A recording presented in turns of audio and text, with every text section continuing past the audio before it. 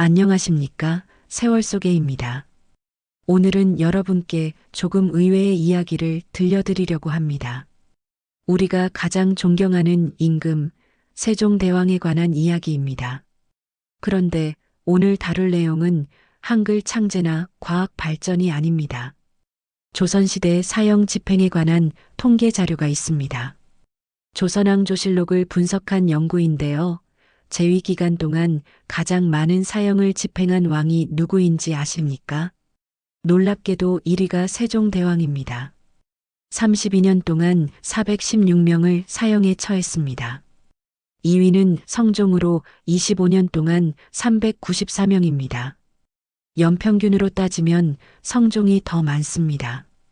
우리가 폭군으로 기억하는 연산군은 어땠을까요?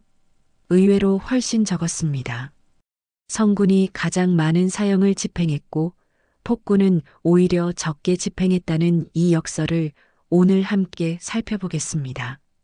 사건 자체보다는 왜 그런 선택을 할 수밖에 없었는지를 이해하는 데 초점을 두겠습니다. 편안하게 들어주시면 감사하겠습니다. 1418년 22살의 젊은 충녕대군이 왕위에 올랐습니다. 그가 바로 세종입니다. 원래 세자는 큰형 양녕대군이었습니다. 하지만 폐세자가 되었고 둘째 형 효령대군은 불교에 깊이 빠져 있었습니다. 아무도 예상하지 못한 상황에서 셋째 아들이 왕이 된 것입니다. 아버지 태종이 물려준 나라는 안정되어 있었습니다. 왕권이 확립되었고 제도가 어느 정도 정비되었습니다. 태종은 외척을 제거하고 사병을 혁파하면서 강력한 왕권을 만들어 놓았습니다. 물론 그 과정에서 많은 피가 흘렀습니다. 세종은 이런 아버지를 보며 자랐습니다. 왕이 된다는 것이 무엇인지, 권력의 무게가 어떤 것인지 일찍부터 배웠습니다. 그런데 문제가 있었습니다. 백성들이 법을 두려워하지 않았다는 것입니다. 고려 말의 혼란이 채 가시지 않았습니다. 조선이 건국한 지 27년밖에 되지 않았던 시점이었습니다. 사람들은 법보다 힘을 믿었습니다. 지방에서는 토호들이 횡포를 부렸고 한양에서도 도둑과 강도가 기승을 부렸습니다. 세종은 밤낮으로 고민했습니다. 어떻게 하면 법치국가를 만들 수 있을까? 어떻게 하면 백성이 편안해질까? 신하들과 토론하고 중국의 사례를 연구하고 역대 왕조의 역사를 살펴봤습니다. 그리고 세종이 내린 결론은 이것이었습니다. 법을 엄격히 집행해야 한다. 예외를 두지 않아야 한다.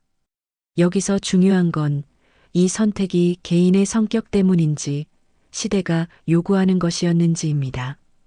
당시 조선은 명나라의 법전인 대명률을 따르고 있었습니다.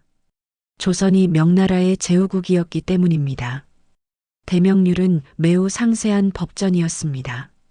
모든 범죄에 대한 처벌이 세세하게 규정되어 있었습니다.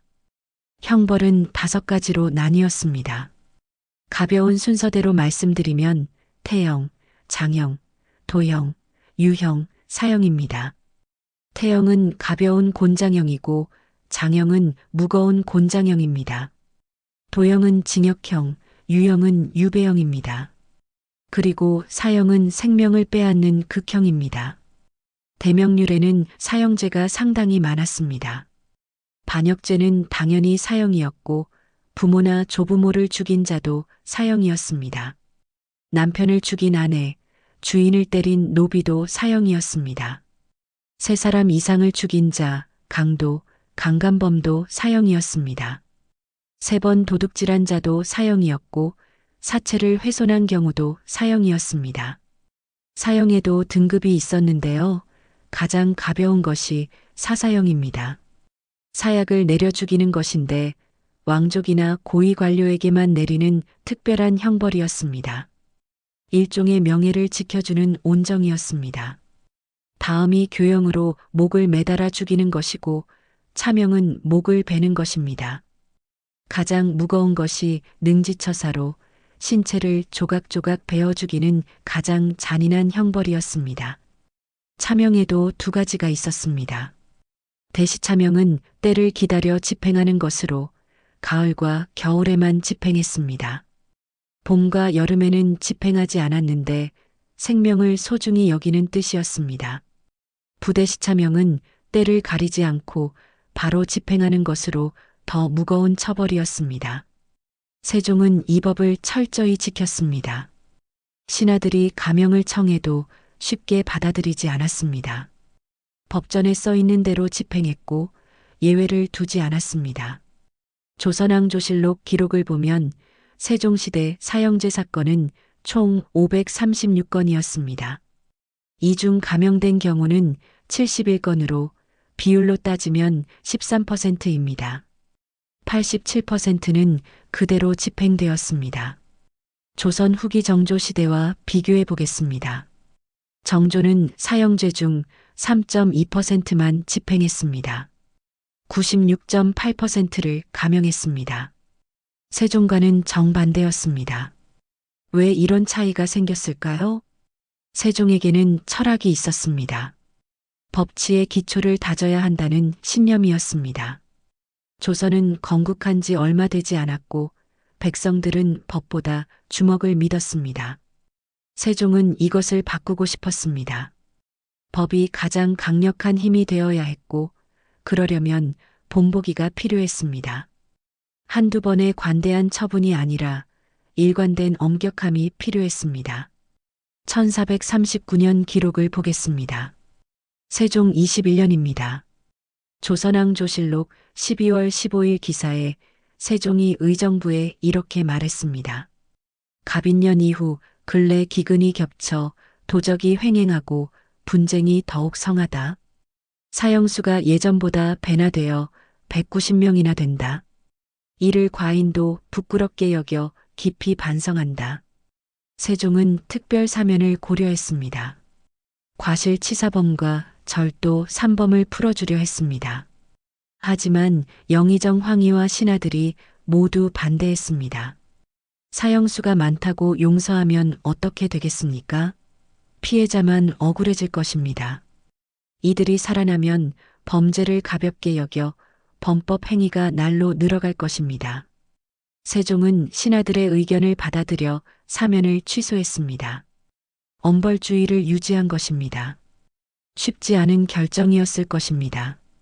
세종의 엄벌주의에는 특별한 점이 하나 더 있습니다. 양반에게도 예외를 두지 않았다는 것입니다.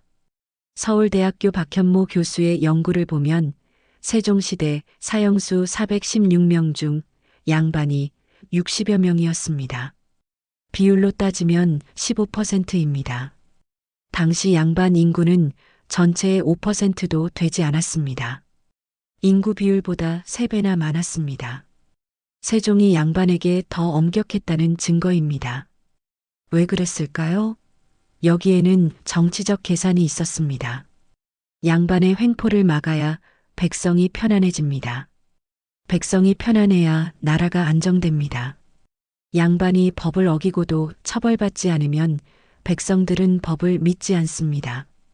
세종은 이것을 알고 있었습니다. 특기할 만한 사실이 하나 더 있습니다. 세종은 사사형을 단 한 번도 시행하지 않았습니다. 사사형은 왕족이나 고위 관료에게 사약을 내리는 형벌로 일종의 특권이었습니다. 대명률에도 없는 조선만의 제도였습니다. 그런데 세종은 이것을 거부했습니다. 양반이든 상민이든 똑같이 참수형을 내렸습니다. 세종시대의 결과는 어땠을까요? 범죄율이 크게 줄어들었습니다. 조선왕조실록에 기록된 살인사건을 분석한 연구를 보면 세종시대 살인사건은 연간 100건 이하였습니다. 인구 대비 매우 낮은 수치입니다. 백성들이 법을 두려워하게 되었고 법치의 기틀이 잡혔습니다. 만약 여러분이라면 이 상황에서 어떤 결정을 내릴 수 있었을까요? 1450년 세종이 승하했습니다. 아들 문종이 즉위했지만 2년 만에 세상을 떠났고 어린 단종이 즉위했습니다. 숙부 수양대군이 왕위를 빼앗았는데 그가 바로 세조입니다. 세조와 예종 시대를 거쳐 1469년 성종의 시대가 왔습니다. 성종이 즉위했을 때 나이는 13살이었습니다. 처음에는 할머니 정의왕후가 7년간 섭정을 했습니다. 1476년 성종이 20살이 되었을 때 친정이 시작되었습니다. 성종은 일찍부터 세종의 업적을 배웠습니다. 세종처럼 하고 싶었습니다. 학문을 좋아했고 홍문관을 설치하고 경국대전을 완성했습니다. 하지만 사회는 복잡해지고 있었습니다. 세종시대보다 인구가 늘었습니다. 특히 한양의 인구가 급증했습니다. 1400년에 한양 인구가 약 10만 명이었는데 1480년에는 20만 명을 넘어섰습니다. 인구가 2배로 늘어난 것입니다. 도시화가 진행되면서 상업이 발달했고 사람들의 이동이 많아졌습니다. 범죄도 증가했습니다. 특히 도시 범죄가 문제였습니다. 조선왕조실록 성종 18년 6월 14일 기록입니다. 사간원이 상소를 올렸습니다. 한양 한복판에 도둑이 들끓고 있습니다. 내탕의 금작과 봉상시의 은창까지도 털립니다. 도둑이 창궐하자 온 백성이 이를 원망하며 그 고기를 씹고자 해도 어쩔 줄 모르고 있습니다. 내탕은 왕실의 재산을 관리하는 곳이고 봉상시는 제사를 관장하는 곳입니다. 이런 곳까지 도둑이 들었다는 것은 치안이 심각한 수준이었다는 증거입니다. 성종은 세종보다 더 강력한 법 집행을 택했습니다. 성종은 예방적 처벌을 시작했습니다. 예방적 처벌이란 무엇일까요? 범죄를 저지르기 전에 처벌하는 것입니다. 계획만 세워도 처벌했습니다. 대명률에도 없는 방식이었습니다. 성종이 독자적으로 시행했기 때문에 논란이 있었습니다. 신하들이 반대했습니다. 아직 범죄를 저지르지 않았습니다. 계획만으로는 처벌하기 부족합니다. 하지만 성종은 물러서지 않았습니다. 범죄를 저지른 후에 처벌하면 이미 늦습니다. 범죄를 막는 것이 진짜 법치입니다. 예방이 중요합니다. 성종은 재위 25년 동안 394명을 사형시켰습니다. 연평균으로 나누면 16명입니다. 세종보다 많았습니다.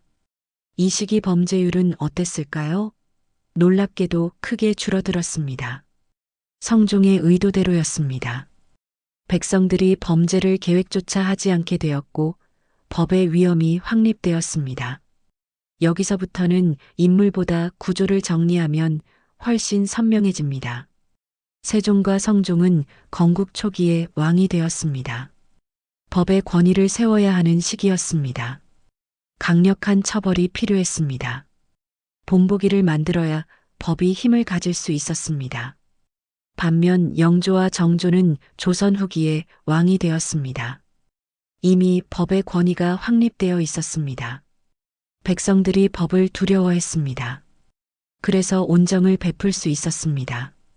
영조는 52년간 154명을 사형시켰습니다. 연평균 3명꼴입니다. 정조는 24년간 약 35명으로 연평균 1.5명입니다. 정조가 남긴 심리록을 보면 사형수를 심사한 기록이 1000건이 넘습니다. 하지만 정조는 3.2%만 사형을 확정했고 96.8%를 감형했습니다. 정조는 밤낮으로 사건을 검토하며 의심스러운 점을 찾았습니다. 최대한 살리려고 노력했습니다.